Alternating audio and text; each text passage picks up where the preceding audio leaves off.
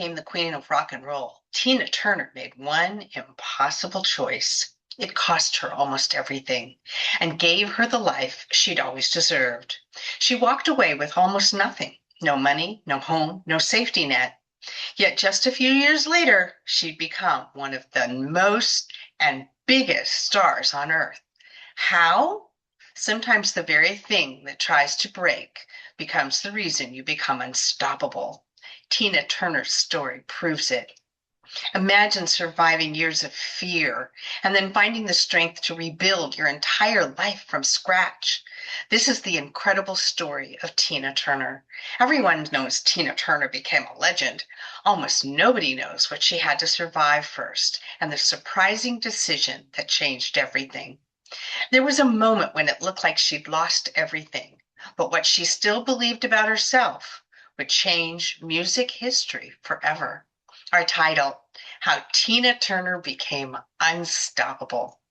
Welcome to Dream Builders Diaries, building dreams one story at a time. And I'm Jeannie Craft. And here at Dream Builders Diaries, we dive deep into the personal stories of entrepreneurs and artists and innovators and everyday visionaries just like you. We believe that every dream starts with a story worth telling. And by sharing these stories, we aim to empower you to create your own dream and the story behind it. But before we get started, grab a paper and a pencil if you don't already have one. Inspiration, ideas, and dreams come and go very quickly. Jot yours down. Don't let them get away. Most people thought her career was over. They couldn't have been more wrong. She lost nearly everything except the one thing she truly needed. Yet one decision turned years of pain into years of music's greatest comebacks. When Tina Turner left her boss, who was also her first husband, the one who imprisoned her and became her brutal tormentor, she struck out of their Dallas hotel room with a single thought in her mind. The way out is through that door. From there, she fled across the freeway at midnight, semi-trucks careening past her, with 36 cents and a mobile gas card in her pocket. As soon as she decided to walk out that door, she knew she would own nothing else, at least for a little while. Upon leaving, she found a way to somehow file for divorce. Not many demands. In fact, there was really only one thing she wanted. She made an unusual request. She didn't want anything, not the song rights, not the cars, not the houses, and not even the money. What she wanted was the stage name that he had given her, Tina, and to keep her married name, Turner. This was the name by which the world had come to know her, and keeping it was her only chance to salvage her career. Things could have gone a lot of ways from there. She could have labored in obscurity for decades, maybe making records on small labels to be prized by vinyl connoisseurs in Portland, but she decided she needed to go to Vegas. So she could have stayed in Vegas, where she first went to get up her courage and her nerves back, but she worked as a nostalgia art act. And of course, even what she had been through, she might have not made it. What happened instead is that Tina Turner became the biggest global rock star of the 80s. Now, I'm old enough to remember this, but if you aren't, it was a little like this. The Rolling Stones would headline a stadium one day, and the next day it would be Tina Turner. As a middle-aged Black woman, she had become a rock star at age 42, sitting atop the 1980s like it was her throne. She managed this because of whatever rare stuff she was made of.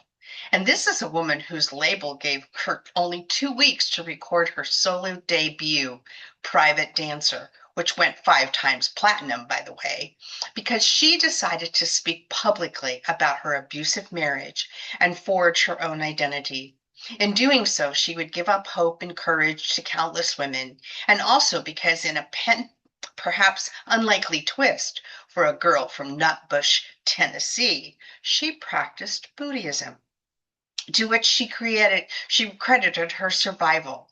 She remained devout in her practice throughout her life, and she had her reasons why, and she followed her heart. Tina's second marriage, the real marriage for love, was to Edwin Bach, a Swiss music executive 16 years her junior. Of him, she'd say, "Edwin, You are a force of nature in your own right. You have never been the least bit intimidated by my career, my talents, or my fame. But in 2016, after a barrage of health problems, Tina's kidneys began to fail. She was a Swiss citizen by then and had started preparing for assisted suicide when her husband stepped in. According to Tina, he said, "I don't want another woman and I don't want another life." The best doctors in the world were consulted and came up with a kind of an unusual solution. Edwin would give her one of his kidneys, thus buying her the remainder of her time on this earth, and perhaps closing a cycle in which took her from a man who inflicted injury upon her to a man willing to inflict injury upon himself to save her from harm. Born into a sharecropping family as Anna May Bullock in 1939, she died Tina Turner in a palatial Swiss estate, the queen of rock and roll, a storm of a performer, with a wildcat fierce voice, a visceral dancer of spine-tingling potency and ability, a timeless beauty for the ages, a survivor of terrible abuse and an advocate for others in similar situations, an author and an actress and a devout Buddhist, a wife and a mother, and a human being of rare talent and perseverance who through her transcendence, brilliance, became a legend. She escaped with almost nothing, but what she carried changed everything. Her greatest success began after everyone counted her out. This wasn't just a comeback, it was a complete reinvention. So to recap, what should we think about? What's your biggest takeaway from our diary today? And how does this diary relate to how you identify your why and as you bring your dream to life? So why this diary? Because this diary demonstrates the magic and beauty of how the lack of love can drive one to dash between semi trucks to find it in the middle of the night. And I also share this diary because this powerful diary also celebrates the virtues of leaving it all behind to realize that what was waiting for you on the other side was the prize you always wanted. Dreamers, believe in yourselves, be passionate, work smart, know your why, and apply what you learn each day. Enjoy life and always, always be kind. I want to leave you with a quotation. The reward is not so great without the struggle. That's by WILMA Rudolph. The reward is not so great without the struggle. WILMA Rudolph. Thank you, Tina. Thank you so much for sharing your story and for being such a brave woman to make sure that other women in your situation can find their way out too. Special thanks to those of you who listen to Dream Builders Diaries regularly. I am grateful to you, and the honor to spend time with you is all mine. Check out the other diaries in the Part Me, Part 2 Why playlist. And if you don't have it yet, get your 90-day Dream Builders Diary by Jeannie Craft on Amazon. The link is in the description. Like and share this diary and subscribe for more. Contact us to share your story.